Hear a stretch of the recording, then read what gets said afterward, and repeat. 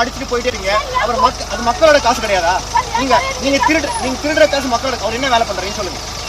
என்ன வேலை பண்றாரு அவர் சொல்லுங்க. இங்க பாருங்க, நான் சொல்றேன் கேளுங்க. திருடுற ரூபா வந்துட்டு மக்களோட ரூபாங்க. மக்களுக்காக நாங்க வேலை செய்யறோம், புரியுதா? நீங்க எல்லாம் வந்துட்டு இப்படி தேவையில்லாம வந்துட்டு நீங்க என்ன ஜாதி கூட எனக்கு தெரியாது. நீங்க வந்து நான் ஜாதி பேர் பேசுறேன்றீங்க. இப்ப தேவையில்லாம நீங்க இப்பதானே என்கிட்ட சொன்னீங்க. நீங்க என்ன ஜாதி எனக்கு எப்படி தெரியும் சொல்லுங்க. நீங்க சொன்னாம எனக்கு தெரியும். நாங்க அப்படிலாம் கிடையாதுமா. நீங்களே ஏமா இல்லாத ஜாதி இல்லாத மதம் நாட்டு நல்ல பசங்க வளர்றவங்கம்மா. இது தேவையில்லாம இது வன்முறை தீண்டு விடாது. மக்களுக்காக தான் வேலை பார்க்குறாங்க. நீங்களும் மக்கள் தான். அப்புறம் நீங்க வாங்க ஸ்டேஷன் வாங்கன்னு சொல்றாங்க.